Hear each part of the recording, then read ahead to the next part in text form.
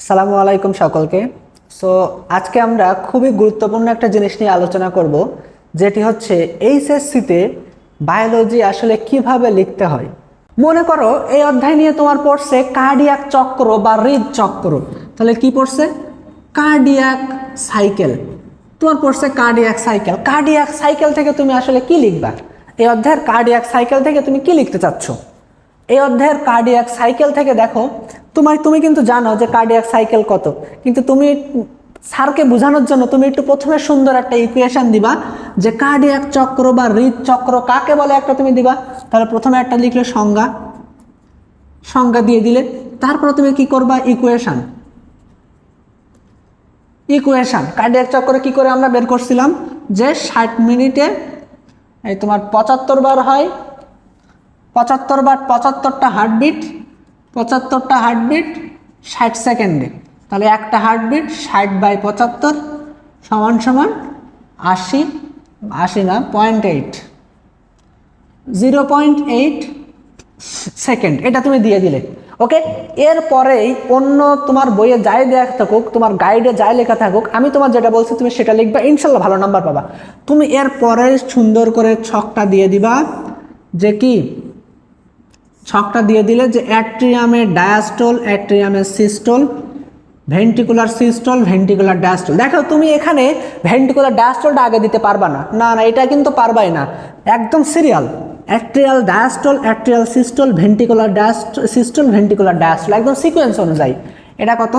0.7 second, 0.1, 0.3 আর 0.5।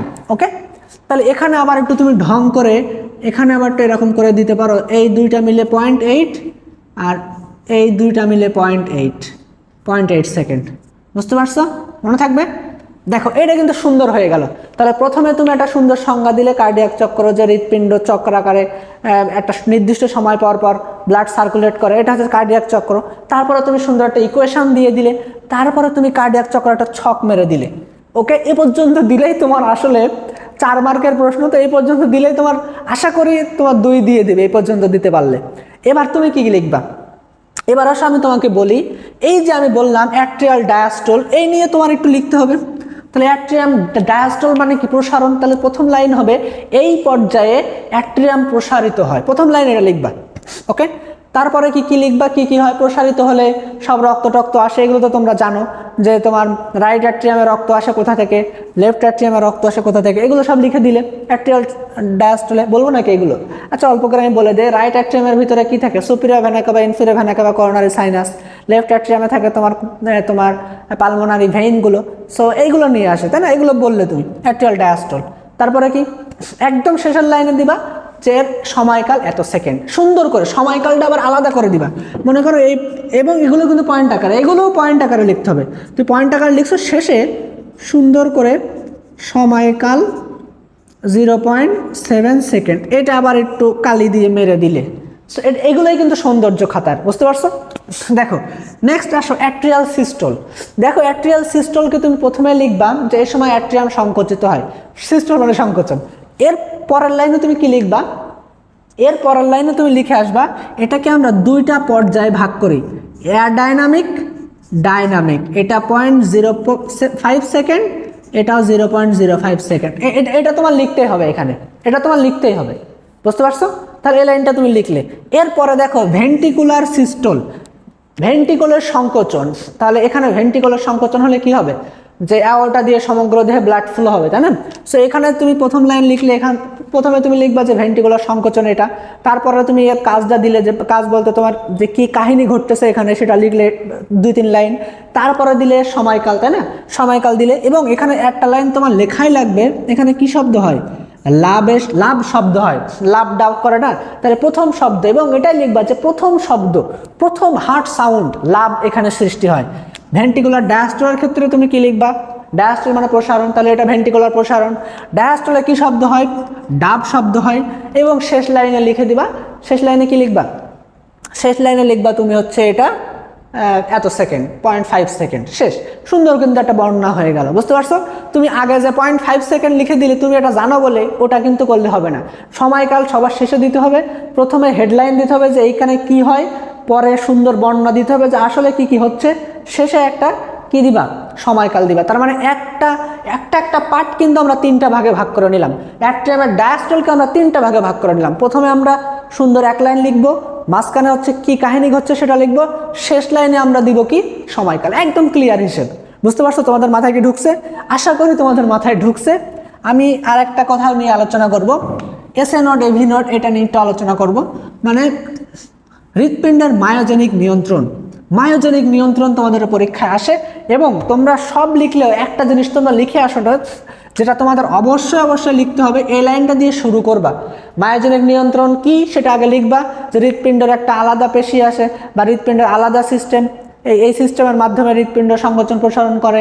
তাহলে এটা তুমি লিখলে আগে, তারপরে লিখবা এসএ নোড, প্রথমে সংজ্ঞা দিলে তারপরে লিখবা SA node AV node, electric signal কিভাবে যায়, তারপর লিখবা বান্ডেল অফ হিজ, তারপর লিখলে কি পারকিনজি ফাইবার। দেখো এখানে তুমি কি লিখবা, প্রত্যেকটা তোমার বর্ণনা দেওয়া লাগবে, শুধু এই লাইনটা লিখলে তো হবে না, প্রত্যেকটা বর্ণনা দেওয়া লাগবে। দেখো বর্ণনা দেওয়ার ক্ষেত্রে তুমি কি লিখবা, প্রথমে লিখবা অবস্থান তোমার দিয়ে শুরু করতে হবে, যে এসএ নোড কোথায় অবস্থিত, রাইট অ্যাট্রিয়ামের প্রাচীরে এসএ নোড অবস্থিত। সো প্রত্যেকটার অবস্থান পড়ে নিবা যে অবস্থান কোথায়। যদি তুমি একটা চিত্র দিতে পারো তাহলে তো আরো ভালো, চিত্র দিতে পারলে তো বাচ্চারা আরো ভালো। যাই হোক, যার একটা হার্ট হয়েছে মোটামুটি, এইখানে এসএ নোড, তারপরে এখানে আসে এভি নোড, তারপরে বান্ডেল অফ হিজ এখানে যাবে, পারকিনজি ফাইবারে চলে গেল। এখন একটা চিত্র আঁকায় দিতে পারলে আরো ভালো। তাহলে আমি যেটা বলতেছিলাম, দেখো প্রথমে লিখবা কি অবস্থান কোথায় অবস্থিত, তারপরে লিখবা কি, তারপরে লিখবা এ কি করে। দেখো এসএ নোড নিয়ে তোমার লিখতে হবে অ্যাকশন পোটেনশিয়াল। এ লাইন এটা লিখলে, এটা তোমার লিখতেই হবে, এটা না লিখলে আসলে স্যাররা খুশি না। অ্যাকশন পোটেনশিয়াল তৈরি করে, ইলেকট্রিক সিগন্যাল তৈরি করে, এই লাইনটা তোমার লিখে আসতেই হবে। তারপরে তুমি কি লিখবা, এসএ নোড এখানে কি তোমার কি করে, এসএ নোড থেকে তারপর লিখবে এভি নোডে চলে যায়। তার আগে একটু লিখবা যে এটাকে বলা হয় পেসমেকার, এটা প্রাকৃতিক পেসমেকার, তাই না? এটাও তুমি লিখে দিলে মোটামুটি, তাই না? এবার এভি নোডে গিয়ে কোনটা লিখতেই হবে, এভি নোডে গিয়ে অবস্থান দিবা, তারপরে দিবে এভি নোডে আসলে কি কাজ করে, এভি নোড যে এসএ নোড সমস্যা হলে এভি নোড যে রিজার্ভ পেসমেকার সে লাইনটা লিখলে। আর এভি নোড থেকে একটা লাইন লিখবা এভি নোডাল ডিলে, অন্য কিছু লেখো না লেখো তোমার এটা লিখে আসা লাগবে, এভি নোডাল ডিলে যে কত সেকেন্ড, 0.09 সেকেন্ড, তাই না? এটা 0.09 সেকেন্ড তোমার লিখে আসতে হবে। আর বাকি দুটো আসলে এমনি 1-2 লাইন করে লিখে দেবা যে এখান থেকে ইলেকট্রিক সিগন্যাল ওখানে যায়, ওখান থেকে এই বান্ডেল অফ হিজ থেকে পারকিনজি ফাইবারে যায়, পারকিনজি ফাইবার থেকে সারা ভেন্ট্রিকলে ছড়াই পড়ে। সুন্দর একটা কিন্তু বর্ণনা হয়ে গেল এবং এতে কিন্তু তোমার 2 পৃষ্ঠা ভরে গেছে। আমি যতদূর মনে করি এক চিত্র সহ তোমার 2 পৃষ্ঠা হয়ে গেছে এবং এটাই 4 মার্কের, এইভাবে লিখতে হবে। বুঝতে পারছো? তো এসএ নোড নিয়ে কিন্তু তোমার অ্যাকশন পোটেনশিয়ালটা তোমার লিখতেই হবে। তারপরে কি ইলেকট্রিক সিগন্যাল তৈরি করে, এই ওয়ার্ডটা তোমার লিখতে হবে, এই 2টা ওয়ার্ড তোমার লেখা লাগবেই। বুঝতে পারছো কি? ওকে, আমরা মোটামুটি একটা আলোচনা করে ফেললাম 4 অধ্যায় নিয়ে। যদি তোমাদের কোনো সমস্যা থাকে যে ভাই এইটা নিয়ে একটু আলোচনা করেন, আমরা এই প্রশ্নটা কিভাবে লিখবো বুঝতেছি না, সেটা তুমি বলতে পারো, আমি সেটা নিয়েও আলোচনা করবো ইনশাল্লাহ। ওকে, আজকে এই পর্যন্তই, আমরা প্রত্যেকটা অধ্যায় নিয়ে দেওয়ার চেষ্টা করবো। আসসালামু আলাইকুম।